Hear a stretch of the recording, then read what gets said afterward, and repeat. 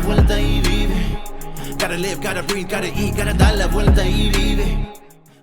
All right, well, Da La Vuelta y Vive, another episode, and we have a very, very special show for you today because we are gonna explore the mentality of a young boxer and what motivates them, what takes them into the ring, and we're gonna try to find out what it is that moves these young men and women. We don't have any women here today, but to do this because I mean it's a tough sport.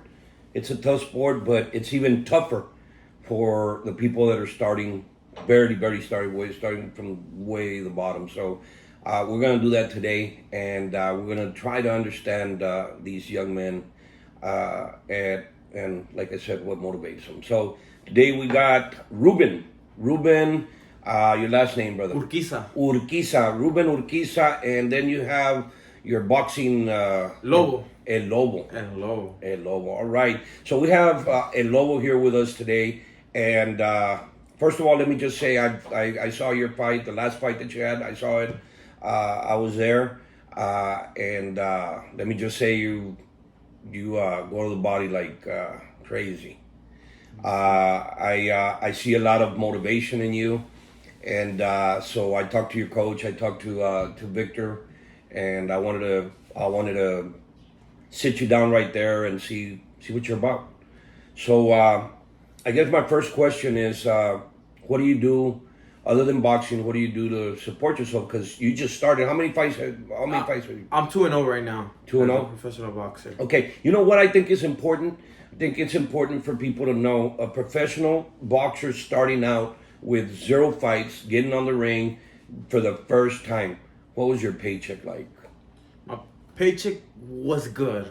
Honestly, I can say not that good, but it was like a check for me of a week that I did. Mm-hmm. So honestly, I'm a truck driver right now, so I get paid kind of good here. Mm-hmm. I'm thank God, right? I'm blessed. But the thing is, that check was basically a week's check for me. Okay. So you don't want to say how much, but that's fine. It was. I can say it was. First fight. Well, you know what? Let's just not say it because then all of a sudden, we have the people that are going to be hiring you for these next fights, and we don't give me some shitty ass amount. We don't want to cut yourself short, right? Yes, sir. So, but it's all right, but it's not what people are making. Like I mean, when you talk about a class A boxer, we're talking about in the millions, the higher pays. Yeah, yes. I mean these guys are raking in the pay-per-views and they're doing all this stuff. And of course they had a beginning, and they might have had a humble beginning también. I mean it could have been. We don't know. A lot of these guys we know, like especially the Mexican boxers we know. We don't get paid shit. Yeah, they don't get paid nothing. Yeah, so for them to become a class A boxer, they had to have gone through some shit. They went through hell to make whatever they want, but that's the motivation, in my opinion. They sacrificing everything that they're willing to do, like sacrifice everything they can. So at the end of the day, once they hit that road, they're gonna hit that jackpot, and they're gonna make those millions. Mm-hmm. And Mexico, I feel like it's way harder to become a world champion, or like to set more money for them, because it's Mexico, and then they gotta try so hard to fight because everybody in Mexico are fighters. Yeah. Everybody's trying to become a world champion. So there, shit, it's hard because you gotta fight the top one in from your town, and he's good, and you're good. So y'all gotta beat it out. See whoever wins. Well, you said something very important right there. In Mexico, or Mexican fighter, and really all of Mexico is made up of a lot of fighters. Yes. And fighters in not necessarily just boxing or MMA or anything, but just in life. They're just fighters because of the poor. I mean, the poor are the poor. I mean, there's no middle class over there. There's poor and there's rich, and so yeah, you're right. The fighting, the hunger, the fighting is every day for them. So what is the fight? What is the fight other than in the ring for Ruben? Not El Lobo, but what is the fight for Ruben? on a daily basis? To be great, to become great for myself and for my kids. That's okay. So, and that's where I want that's where I want to go. Like, where's I mean, let's get away from boxing. Yes. Let's find out who Ruben is. So, what is the fight?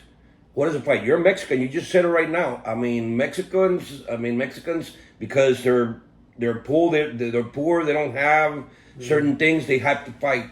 What is the fight for Ruben on a daily basis? my fight is like, let's be honest. My fight is just, I don't know, to become the best version of myself. So, like, I'm See, not- he's going around. He's going Yeah, around. I don't know how to say it. Okay, so let me ask you directly then. Uh-huh. Okay, so you're 22 years old. 23 23. Just turned You're 23. 23 years old, and you have a 4-year-old daughter and a 1-year-old and a 1-year-old daughter. daughter too. Okay, so you're 23. You have a 4-year-old. That means that you had her when you were 19. I was 17, about to be 17, about to be 18. About to be 18. Yes. Okay, my math's a little bit off, but okay. All right, so 17, about to be 18. Yes. And what did Ruben do at that point in time? I mean, to me, it sounds like you were a little punk that... Man, I was lost. I was a kid. Uh-huh. I was dumb. Matter of fact, I was getting locked up here and there. Like, I was doing a lot of criminal activities. Mm-hmm. And I was just lost. And then when my baby came out, or when my girl, matter of fact, I found out she was pregnant when I was locked up. Mm-hmm. So when I got out, she's like, so what are we going to do? What's the plan? So what did you do? What was the criminal activity that you... Well, I got caught in a robbery. Mm-hmm. It was one robbery. The other ones I can't bring them out, but I got caught in a robbery, and they were looking for me for like a whole month. Mm-hmm. I robbed the building while and I got caught for it. So they picked me up in school. They picked me up. I came out in Channel 5 News, all that went crazy, right? And there was no way out of it.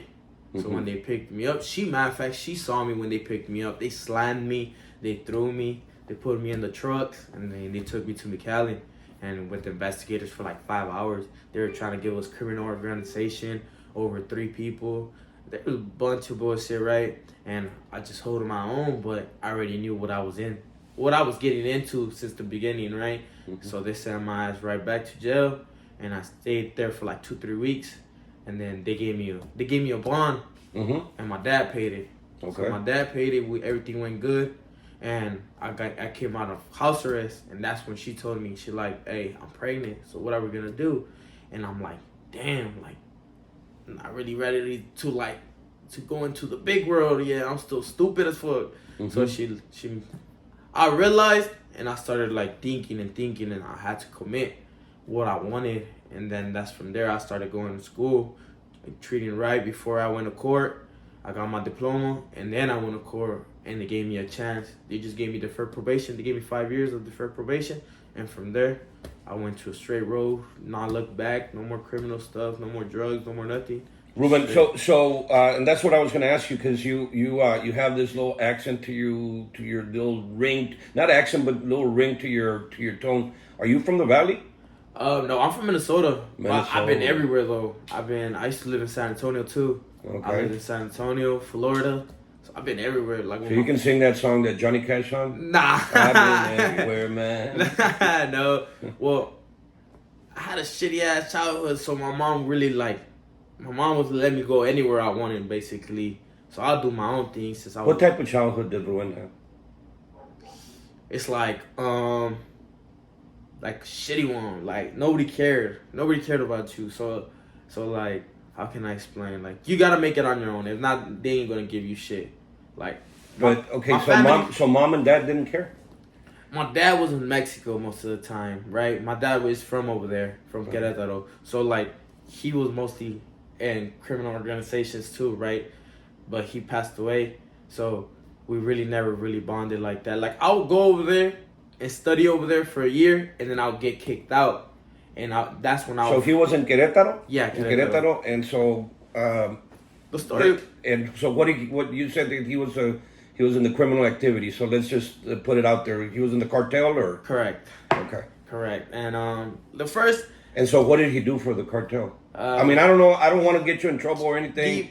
I just move cars, clean them, change the VIN numbers, etc., etc. You already know, typical warehouse stuff like that. We clean them, give them back to him, make them. Okay, and so your mom was over here, and more than likely she was bitter because he was over there. Yeah, he was making money and he was sending it to us. But the thing is, since a kid, I was a young, like I was a troublemaker since a kid. I had ADHD. I was always hyper. I was always wanting to do fucked up shit, right? So, ain't gonna lie. Okay, he came over here, and my family from my mom's side are shitty as fuck. Like they don't give a fuck about you. Like they're greedy, right? Whatever if you can give them $20, and you only got $20 in your pocket, they gonna take those $20 for sure, guaranteed. They won't give a fuck about you. If they're gonna make it, they're gonna make it. I heard you on, and I remember from the last interview that I did with the group, a lot of what Lobo means is you're starting pretty much my own pack. Your own pack. Yes, I'm making my own pack.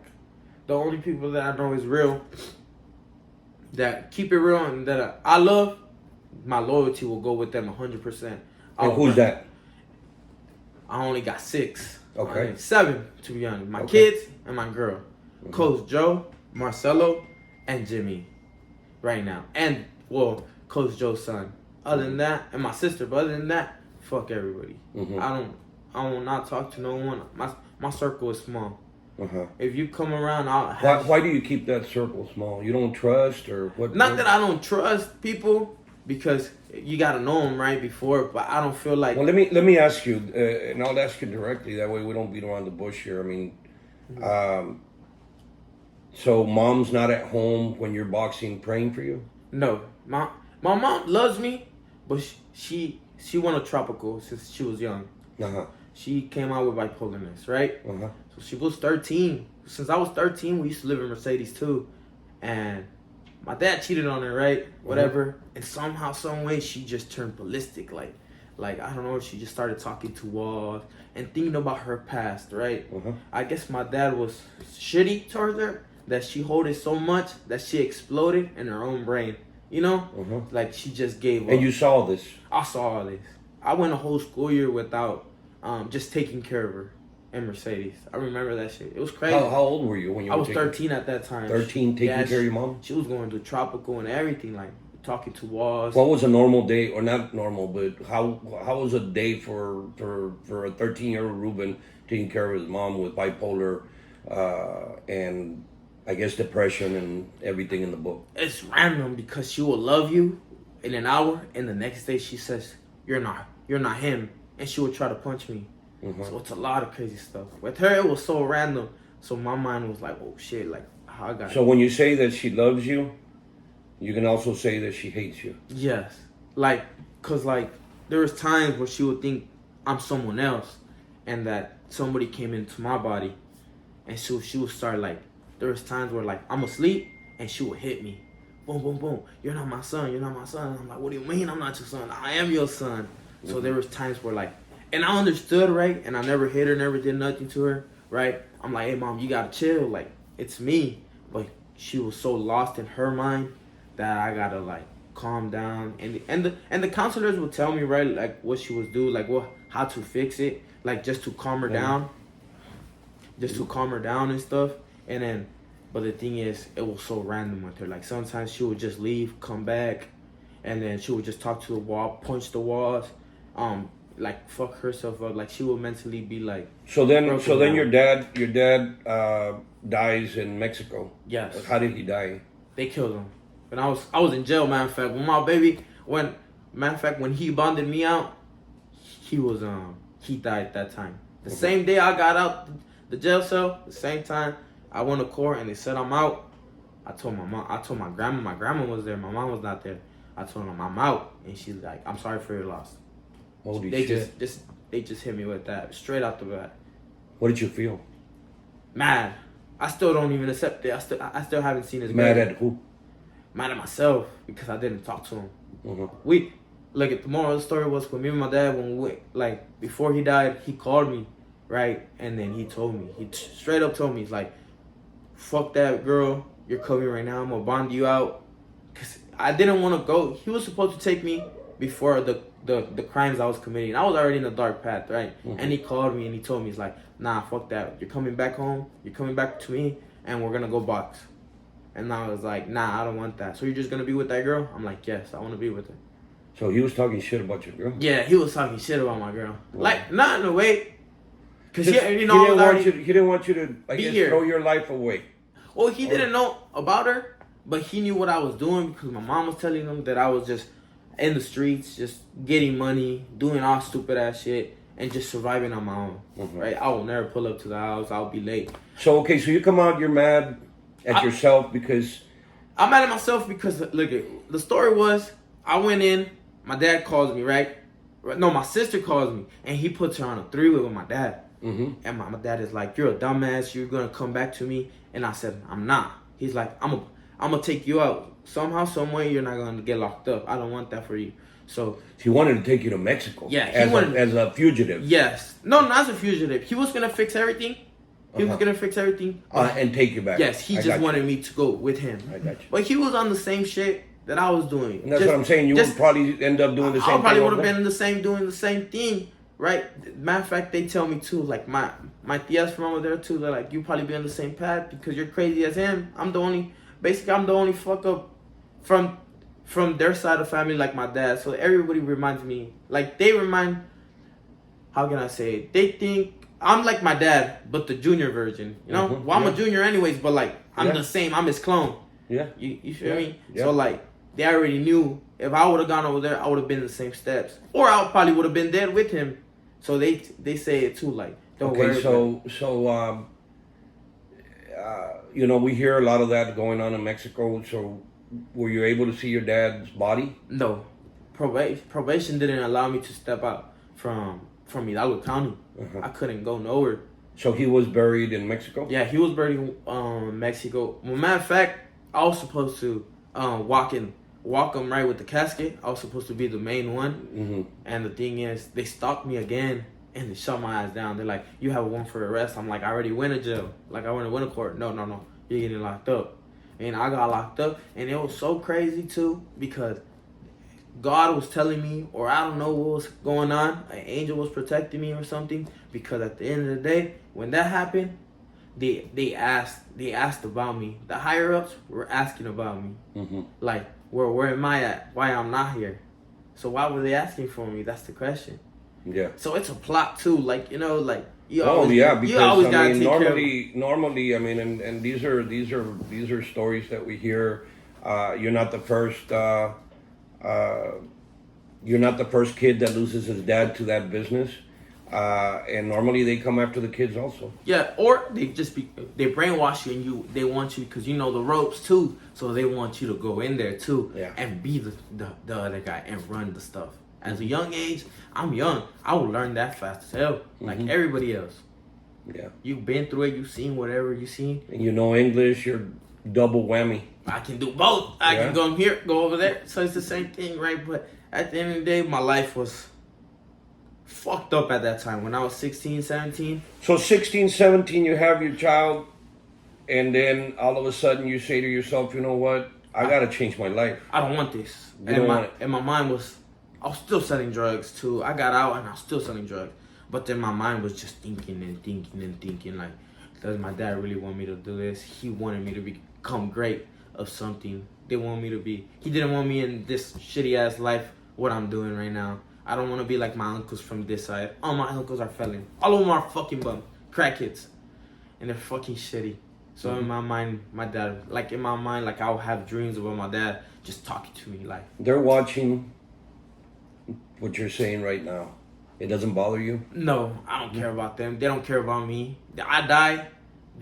They see me die. They don't give a fuck. It will give zero fuck to them. So you mentioned 7 people in your circle.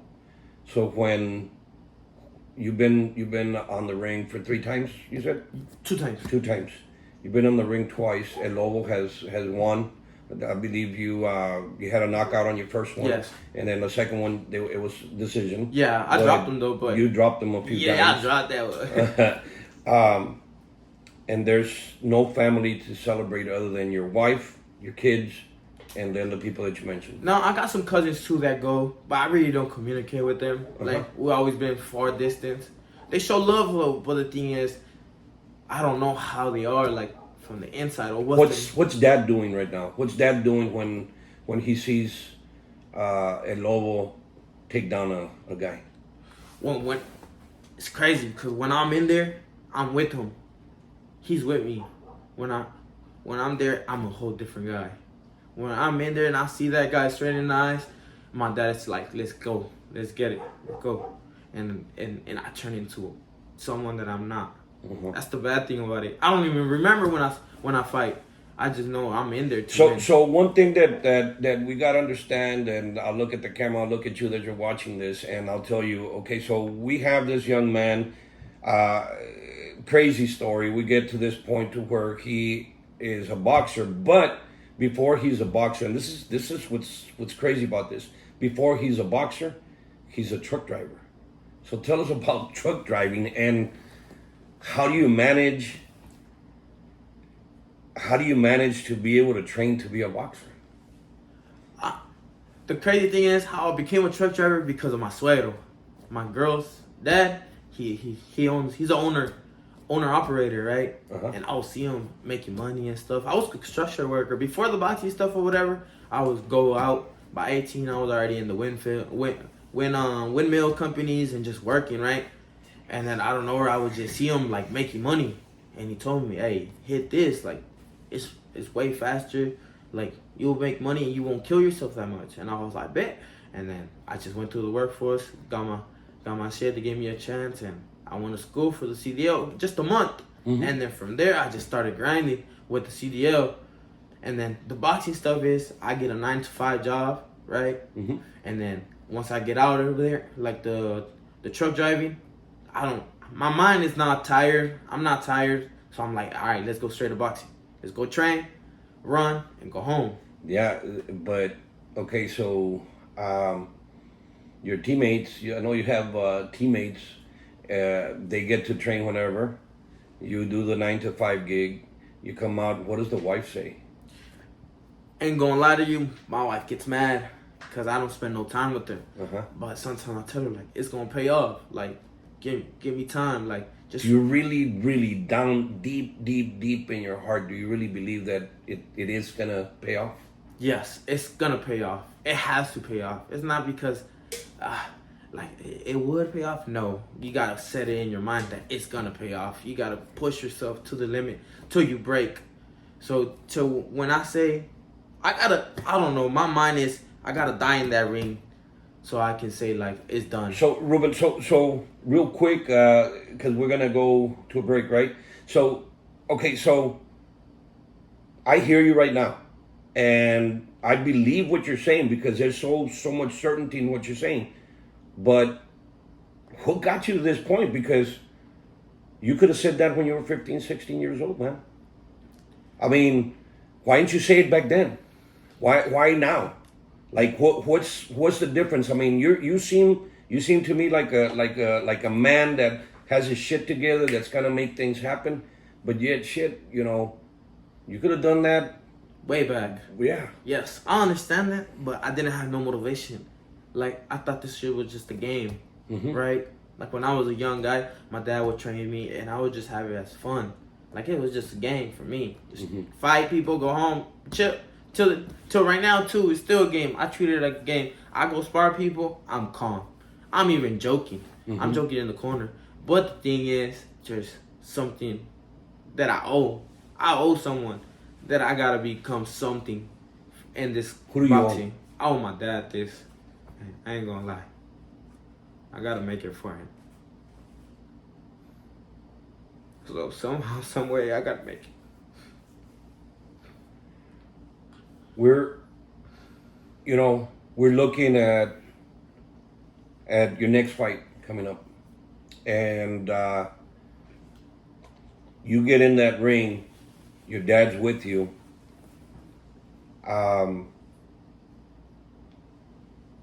I saw you in the last fight, man. You go at it. There's always going to be that one guy that's stronger or freaking more prepared. How are you gonna handle that? He got to show. He got to show me that he's ready to die in that ring against me. He like that push. He better have that push because I have that push. Once I'm in there, it's me and him only, and let's see who's the last man standing at the end of the day.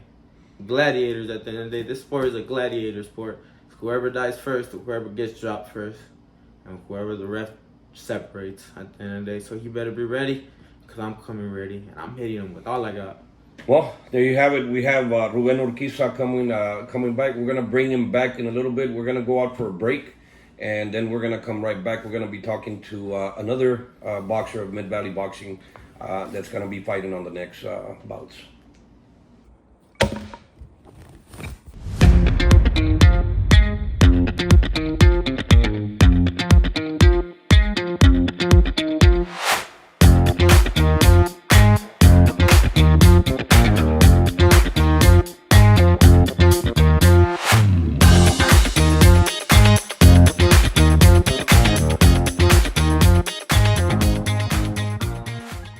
So we're back after the commercial. Extra is the way to go when you're talking about wallets because it's gonna get you anywhere you gotta go with as little as you need. All right, and this is the new Extra. So there we go. Victor gets the new stuff. I get the old stuff, but it clicks out. It only lets you carry what you need, especially this one right here. I'm gonna keep this one right here. Here you go. I keep. Here you go, man. All right. So we have Marcelo Reyes. Marcelo Reyes, another boxer for Mid-Valley Boxing. Had the pleasure of seeing this gentleman on the last fight for Marina's Promotions, and this guy goes at it as well. I saw him on the amateur scene, not even too long from I'm talking about maybe 2 months. 2 months after I saw him fight an amateur fight in Harlingen. And let me tell you, in the amateur scene, to put down an opponent is tough. It's tougher to put down an opponent in the amateur scene than what it is in the professional. Why? Because they got more gear, they got the headgear, they got, they're more protected. This guy hits like shit. Nobody I've seen before. So we got him today, Marcelo Reyes. Marcelo, tell us a little bit about yourself, man. Oh, I'm a simple guy. Just want to chill all day and throw putazos. So Throw putazos? Yes, sir. All right. So let's you're the only one in the Mid-Valley Boxing that really doesn't have a name. You said something about T something, but you said, nah, I don't have a name yet. Yeah, well, I don't really care. Uh-huh. I mean, the T800 just because I like the Terminator, but it doesn't really matter to me. If it's kind of corny, to be honest with you, man. Yeah, exactly. Yeah. Like, I don't really okay, so Marcelo, when you hear stories of your teammates, what motivates them? What motivates Marcelo, in the ring? A lot of things, but it's more like, I mean, I don't need a lot of motivation. Like, there's a guy in there that's trying to punch a fucking hole in my brain, so that's all the motivation I kind of need. But as far as what motivates me in the gym, being comfortable, that's kind of what motivates me, if anything. But You seem very laid back, and I haven't seen you train, so I don't know. I've seen you hit the bag. I see that you hit the bag with a lot of power. You concentrate a lot on your power. I see that, and I've seen it. But anybody that hears you talking the way you're talking right now, and I don't mean to be mean or anything, but they look at and maybe think, man, this guy's lazy as fuck. yeah, well, I always tell them, like, get in the ring, if anything, with me. Like, if they're down, like as far as me being lazy, like, I'm just relaxed. I just, when it's time to really turn it up, to really, like, get serious, I get there. Do you consider yourself a lazy boxer, but in the training scene, or do you feel that you train hard enough to be able to last, the rounds that you got to last on? Oh yeah. As soon as the bell rings, I'm going straight. I'm going straight to your face. Like I'm not. There's no stepping back. If I get tired, that's fine. Mm-hmm. As far as in the ring, like I'm not going back at all. I hope you know, and anybody who fights me knows that. So they're gonna have to put me down real hard. But I try to walk everybody down. The only people that I haven't walked down so far are like heavyweights.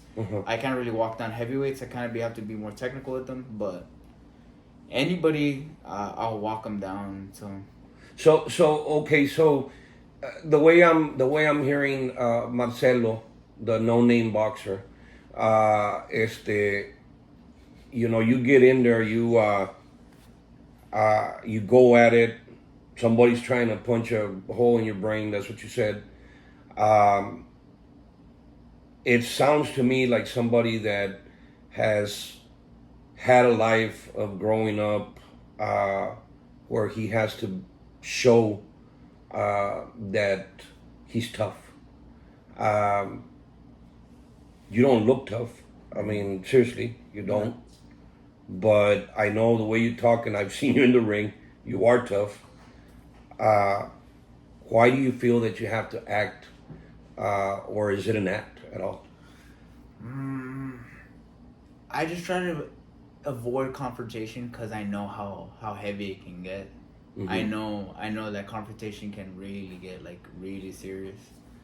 I know that someone can get, because in the street fight, like I got in a ton of them because like in a street fight there's no fucking rules. Somebody can just bust out a knife and shank you, and like I know how serious it can get, so I'm like real mellow.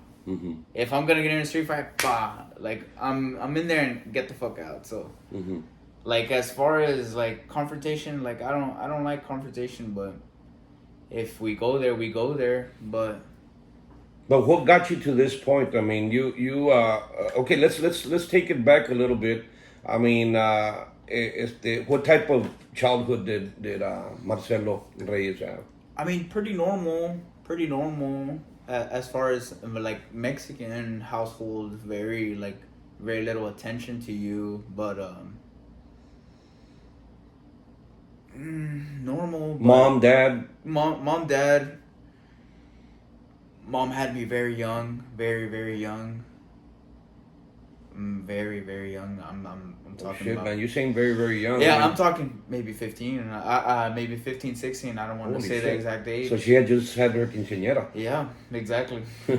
And my dad was always working, and when he did see me, he was very assertive. If anything, he was very like, not that much love, but he told me what's up. He's like, hey, you're a man. Like, the way it is as a man is that you make your value. If you don't make your value, you're What did your parents do? What did your dad do? My mom was a stay home mom, and my dad was a engineer. He would work on machines, so he was always busy. And like I said, like he's a Mexican nationalist, so he had no papers. And when he first got here, now he does. So, but when he first got here, he didn't have no papers, so he was just working, and like everybody knew him for being like a really good engineer, and like everybody would go to him because he had good prices, because this guy's not this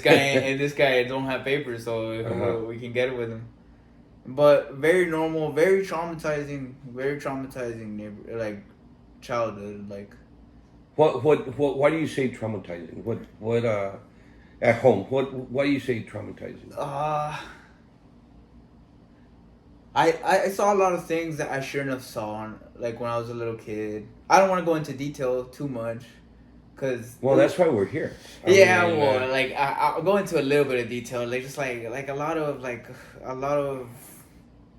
Were you abused? Yeah, like a lot of abuse, like a lot of fucking hitting, a lot of fucking slapping, a lot of fucking. Okay, all right. We gotta go somewhere here. Yeah. Okay, so hitting to the point to where it's abuse, or hitting because Marcelo was a freaking hard head, or just hitting just because? Yeah, like we would misbehave, but he would hit me like to the point like where hide that from the school because you'll get in big trouble. Like So when we're talking hitting, we're talking punching. yeah, a little bit of punching, a little bit of slapping, a little bit of everything. A Faja? little bit. Yeah, and like there was just shit like. Hopefully my dad don't see this, but like there was just shit my dad did that wasn't right. Like I remember we were throwing knives outside, and he Okay. like we were just throwing knives, like we were just little kids, like we were just fucking capalos just throwing knives. So and my mom saw us, and my mom told my dad that's what you're supposed to do. So my dad said when he got home, lift up your shirt, and I was a chubby kid. I was like 185 pounds, like 13, like. He's like, lift up your shirt. And I lifted up. And he put the knife to my stomach. And then he's like, if I go any deeper, I'm going to cut you. And that's the type of, like, shit, like, oh, okay, like, when I get in the ring, like, oh, motherfucker, like, you're going to try and, like, hurt me? Well, I'm not there yet. I want to go back. I want to go back to this because I had similar growing up. I think Victor had also come. If you haven't, I'm gonna talk directly to the camera right now. If you haven't seen my interview on Victor, you might want to check it out because this is where we kind of change. We end cycles. I grew up pretty much the way you're talking. I remember one time. This is the way it's like they say. So you learn. I remember one time I picked up a bacha of a cigarette. Somebody threw it and we were at the drive-in. And they saw us. My dad didn't do nothing there. But when I got home the next day in the morning, he called me over to the living room. He sparked up a cigarette because he was a smoker. And then he's like, here. He gave me one, sparked it up for me, and so I started smoking, I was freaking third grader, dude, so I would just blow. He's like, no, do it like this. So he freaking smokes and inhales. So I inhale, freaking started coughing. He made me smoke the whole cigarette just like that. I was freaking throwing up. That's the way I grew up. Yeah, typical Mexican household, typical. The punches, the hitting wasn't hitting, was punches. I could tell you that I know I knew every freaking corner of my house from bottom to top because he threw me all over the place. I was a small kid. Punches. And then I caught myself doing the same thing with my kids. But this is not about me. This is about Marcelo. So you talk about trauma. You talk about something that you talk about something that is engraved in your mind. So that knife incident obviously bothers you. Yeah, that really sticks with me. Just because I was real chubby at that time and I was sucking in my belly, if I would have just let it out, he would have cut me. Uh-huh. That kind of like sticks in my mind as far as like physique. So like I'm always trying to look good, like because of that. And like just other stuff, just other random ass shit, just random. Like I remember I stepped on his toe once by accident. I was taking out the vacuum, and he just hit me in my stomach. He looked at me and then hit me in my stomach as hard as he could. My air got out and I fell on my knees. I was like, fuck, like I can't breathe. And then my mom was like, it's okay, mijo, just deal with it. And that kind of shit, that kind of shit, like really, like it engraves on my mind because I'm like, fuck, like I remember when I was a little kid, I was like, damn, I can't do nothing. I can't do anything about it. And like now I'm gonna do everything I can to fucking murder a motherfucker in there. So let's get back to, so you get that trauma that you're talking about. Now you start going to school. You're in school. Well, throughout this whole stuff, you're in school, and maybe the place that you feel safe or should feel safe would be at school, because at home you're getting freaking punched in the stomach, knife in your stomach. He kind of pointed out a lot for your stomach, right? So you were a chubby kid. Yeah. You went for your stomach. Yeah, I was a chubby kid. Yeah. So at school, it's supposed to be the safe haven for you. How was school? Man, like, now that you say that, like, a safe place, there was never a safe place, like, ever. Like, at school I wasn't safe because I got bullied. Not bullied, but I was just so awkward as a kid. I didn't know how to talk to people, and at school it wasn't safe. At home it wasn't safe. Well, it was safe, but, like, from the morning until, like, 6, until my dad got home. It wasn't safe no more. You gotta stay in your room and just fucking go to sleep. Hopefully he came in a good mood. Yeah, hopefully he came in a good mood, and, like, hopefully he fucking didn't trip out and just hit us for no reason. But yeah, it was never a safe place. That's why I think I'm so relaxed, like, because now I'm able to defend myself against almost, like, anybody. Like, if anybody walks in here, I size them up and I'm like, all right, like, it'll take like a good 3 punches and then I'll fucking run. But now I'm chilling. Now I got Okay, no worries. look at me. So how many punches do you think you could get into me? Nah, I don't know. You already sized me up. I know you did. So nah, you have experience, and you might have a Glock. You might have a Glock back there. I don't know. So okay. So the bullying at school, all of that. Now we come back to Marcelo Reyes, the boxer with no name, and the guy that walks into a ring, and that mentality is just crazy. Talking to somebody like you is scary, Marcelo. It is. It really is. I feel bad for whoever they put in front of you. I really do. I mean, not to talk shit. Ruben's a tough guy. Some of the other guys that I've seen there at Mid Valley are tough. But I look at you and I don't see a tough. I see a crazy motherfucker. I really do. I really do. I mean, I hate to say it like that, but it's scary because you're so laid back. You're so laid back, but it seems like you carry a lot of anger, bro. I mean, is it anger what you're feeling right now? Do you think? A little bit of hate. Like, fuck. Why did I have to go through all this shit? Like, why the fuck did, like, even when we're in the back, my boy Ruben, he's like, chill, bro, chill. Like relax, homeboy. Like, when you're in the back, where? Explain that. In the back of, in the locker room. In the locker room when you're preparing for a fight? Yeah, exactly. What are you thinking there, man? I don't say anything. I get it real in my zone. I get by myself. I just think of all the of everything I did when I was a little kid. Everything I went through, I'm like, all right, like, this is where you prove, like, you're somebody. This is where you prove, like you're not a fuck up, or you're not a fucking just a regular fucking beaner or anything. Like, this is where you prove, like, you're the shit. Like, because everyone's looking at you, and, like, that feeling where, like, you just fucking knock. You mentioned race a lot. Yeah. Is that something that bothers you? No. Well, like, cause fuck, like.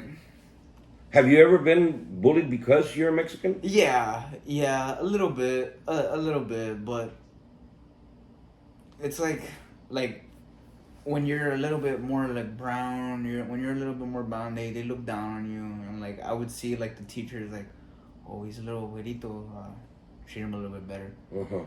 But like I remember like all these thoughts from my brain from when I was a childhood, like they're going back in my brain now. Like I was just very like alone, if anything, and now like that I'm chilling, now that I have nothing to worry about. Did you ever feel sad back then?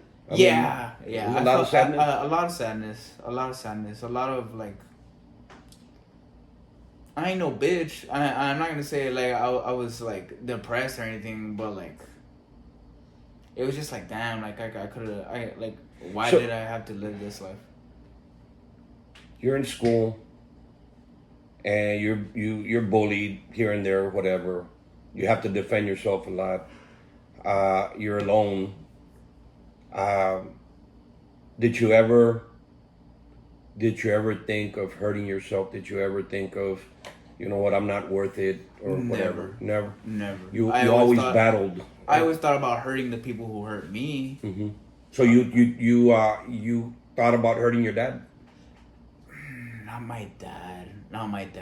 No. Well, he hurt you. Yeah, he hurt me, but maybe back then when I was a little kid, but now, looking. Well, yeah, I'm talking about when you were a kid. Oh yeah, I'm talking about when you were a teenager. Oh yeah. And you were going through this type of shit. Yeah, for sure. I mean, you're 13 years old and they go and stick a knife in your stomach. I mean, what are you thinking at that point? Oh yeah, I'm thinking. I'm talking about pillow talk. I'm talking about you in your room, and does Marcelo freaking think I'm gonna fucking wake up in the middle of the night? I'm gonna take a knife to him.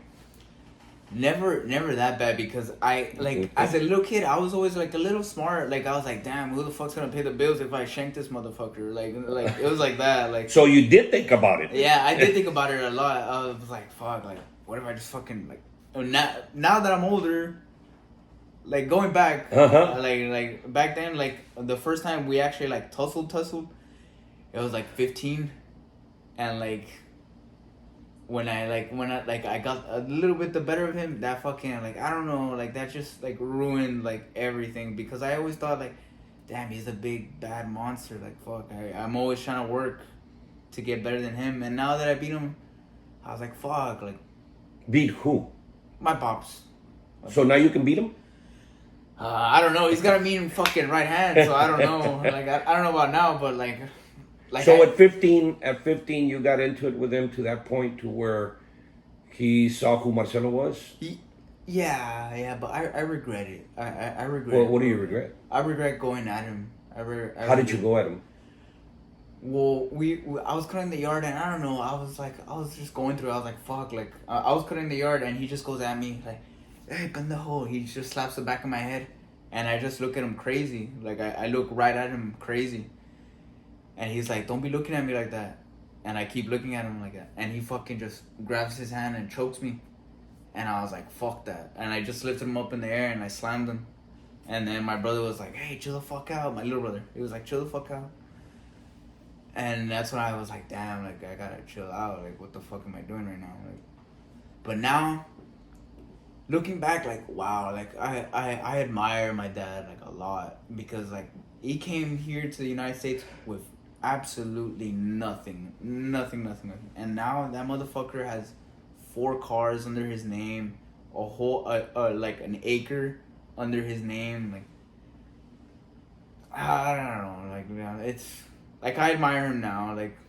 Back then I was like, fuck, I'm scared of this nigga. But now, I admire him real bad. Mm-hmm. But just a lot of trauma. If I fucking make it big time, I'll talk about it, later on. But, right now, nah, not too much. Yeah, I'm not gonna be that mean, man. But, so, let me go on a little break. We ready? Because I don't want to push him too much, because then he might go in and lose the next fight. We don't want to. No, seriously. I mean what I say, man. It's getting to know a boxer and trying to see who you are as a person and what drove you to where you're at. And there's different types of people. And you're one of those that whoever it is that's in front of you, I just gotta say, damn, man, better be careful with this guy, because he's coming. All you guys have this thing about you all, but I've seen you. You're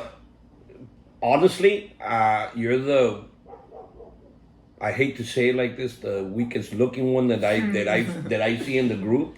Not and I'm not talking about size or anything like that. I'm talking about just your mentality, your freaking, there's something about you where you're just joking all the time and stuff. It's like, when the fuck is this guy gonna take something serious? Yeah. And the only time that you fucking take it serious is when you're in the ring. I see it, man. Your freaking complexion changes completely. So that's what I wanted to, and I got a little bit of it right now. I got a little bit of that complexion right now, and you're not in the ring. And so I'm gonna stop right there. I don't want to take it Nah, any further no, because you're de good, repente you're I gotta throw some chingazos here too. Some putazos. Exactly. All right, so we're gonna go on a little break and we'll be right back. We're gonna have both boxers with us. We're gonna finish up. Thank you.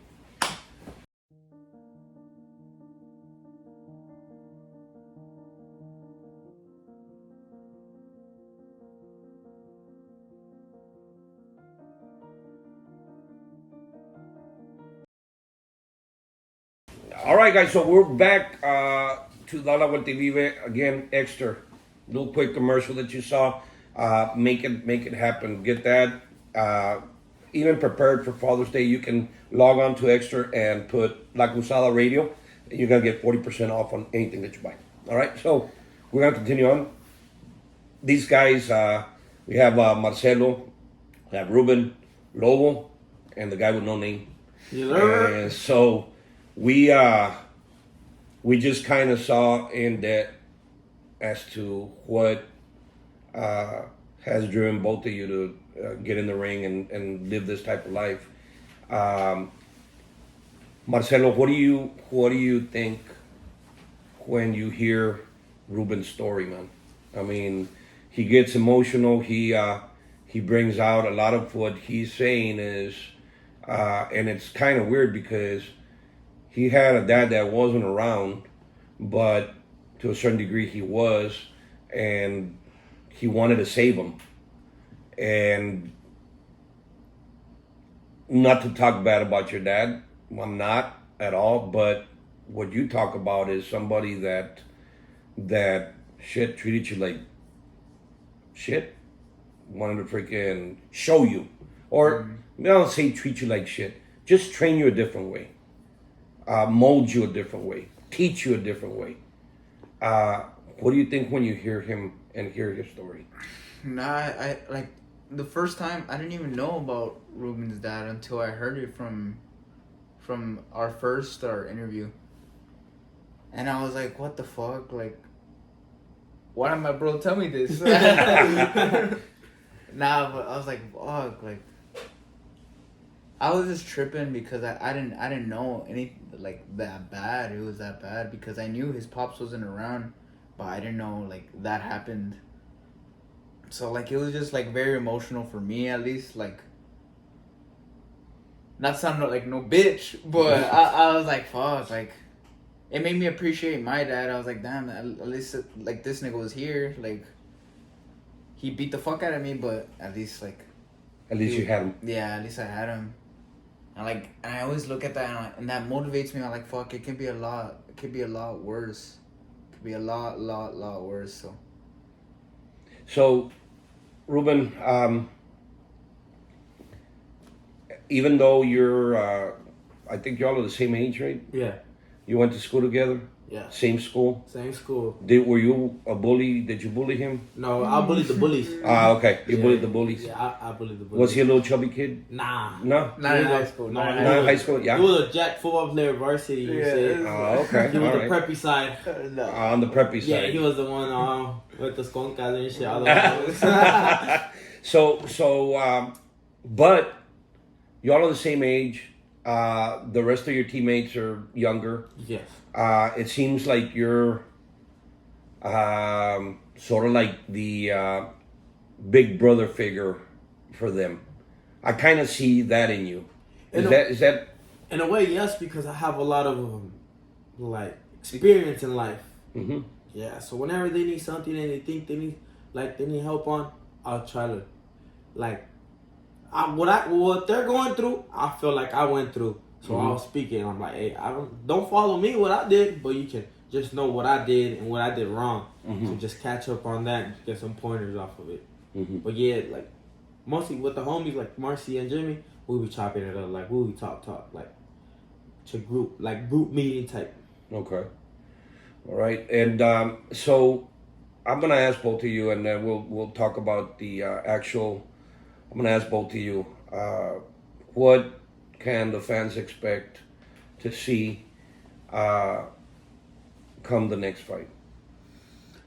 I mean, me, you're gonna expect a KO, and me going forward and just going straight at it. Like, there's no feeling out process with me. Like, maybe in the higher levels, yeah, but as soon as the bell rings, I'm going right at him. I'm gonna come back to that, Ruben. It's an exciting fight. Don't blink, because I will try to knock him out. I'm gonna break that guy's jaw. We'll be talking hella smack, but it's all right. I'm gonna let it go. I don't really talk in social media. He's the one that talks. Because I remember, wolves don't never bark. So when they bark, it's because you're gonna die. And we'll see. So when we see him, you're like, let's see if he has the same energy when we in there together. That's the thing he got to understand. So coming back, what you just said right now, of getting in there and doing this now, you mentioned that's what's. I'm not gonna say crazy. I don't want to use the word crazy with you because you're not crazy. He's a menace. I don't know. I gotta figure out. What I have to the word that I have to use for you. It might end up being your freaking name, but you talk about the future like if it's already there. You said it right now, clear as day. It says maybe like. You made it seem like right now these next maybe 5, 10, well, maybe 5 to maybe 8 fights, they're really nothing to you. You're gonna fucking take everybody down. Mm-hmm. You already talk about the future like it's there. What's that about? Because, like, I don't know, like, I've been to a lot of people and a lot of people say, like, I've been in a lot of gyms and they all say like, you're gonna make it, you're gonna make it, you're gonna make it. Like they all say like, and then like the people like I have around me like my boy Ruben and the guys at the gym, Joe B, Joe C, like I know we have something special like a lot of people don't have. A lot of people wish they had what we have right now, but we have like a clan that's really going up and. Now, I have we like I said, I have followed because your coach is a really good friend of mine. You have left, and you've left. And when I say leave, you leave boxing as a whole, and you go to MMA. I mean, I've never left. I go spar those motherfuckers because it's good work, and I always like to be able to defend myself, because like everybody knows in the streets it's a fucking 1-2 and then fucking you're getting slammed. So that's how it is. But as far as boxing, I've never stopped boxing. Okay, so when you go into the MMA field, I mean, obviously it's a completely different sport, completely altogether. And then you come back, you don't feel like you're breaking a load of the discipline that it takes? Because, I mean, is there you can talk about the comparison because you've done both. Discipline wise, which one is more than the other? Discipline wise, I know as far as the weight cut is a little bit harder in MMA. I know that it's a lot harder because in that MMA, like, you need size. You need size. As far as which one's harder? No, discipline. Disciplined? I wouldn't know what the exact answer, because I put the same discipline I do. We lately, and I this is my personal opinion. We've seen fights, they're exhibition fights, and we have podcasters or people that became famous podcasting and shit. They get in the ring and they're boxing retired MMA fighters or whatever. Or we have boxers that really come back to make a little money, or not a little money, a lot of money, and fight against MMA champions as well. I mean, we have like a Mayweather against a McGregor, or Paul against whatever retired MMA guy. I happen to think, and this is my opinion, and I could give a shit if they really come to me, because I'm sort of like you, Marcelo. Yeah. I could give a damn. I can say this to straight up and say that I think it's a freaking joke.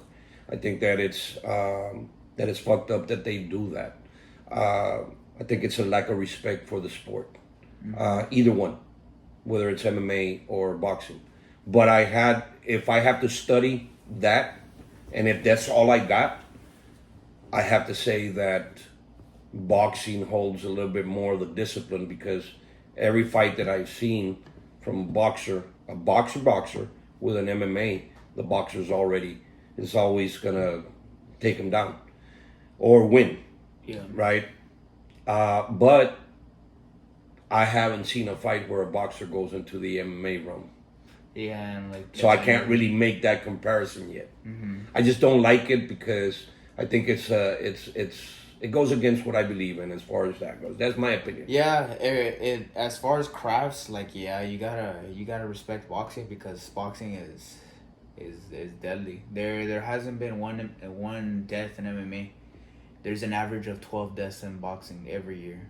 You can't fuck around with that. Like, there's 2 targets in boxing: your head or your body. Where do you want it? Either you want fucking body damage where you pee blood, or you fucking want brain damage. Which one? Your choice. So that's why I take, like, when people say, like, I don't take this serious, like, nah, you don't know how serious I take it. Like, there's a reason why I'm fucking running 6 miles every day. Fucking, I'm 3 hours in the gym sparring fucking big ass dudes. There's a reason I do that, because I don't want to fucking die in there. And like, it's a shitty way to see it, but like, I see it in the worst case scenario. At the worst case, like, the worst thing that can happen is death. So that's how I see it.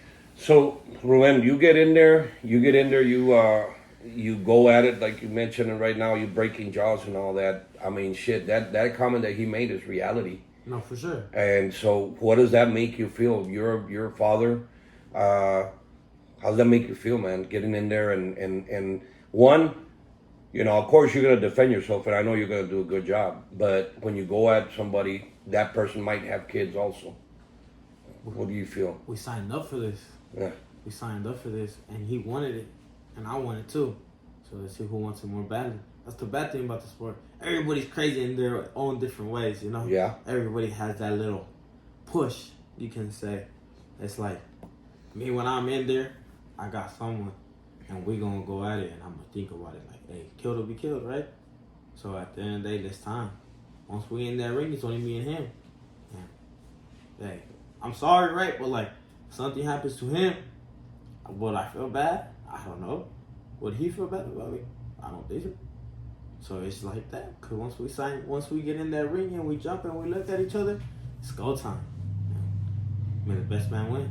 Well, I mean, it's been very, very interesting talking to you all. I mean, on a serious note, and getting to know you all. I want to say that I feel bad for whoever's in front of you all, and I'm gonna be following you all, and hopefully a year or 2 down the road, I'm gonna see 2 guys that are gonna be contenders, and hopefully get in there and make an impact on not just boxing, but other kids that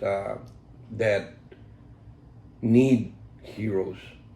I happen to think, and I'm gonna end with this thought, is that I happen to think at this point in time that we are lacking heroes in the world, and because we are lacking heroes in the world, we're looking for new ones. There was a lot of heroes. There were people out there that showed us the way, and showed us what the true desire in any field, not just boxing, in any field. I mean, we saw masters of the craft. We saw people that dedicated their lives because they were heroes. They were an example to our children. We lack that now. And I'm hoping that I had today 2 people in front of me that are going to be future heroes of this particular sport, which I love very much. Thank you so much. Da la vuelta y vive. We'll see you next time.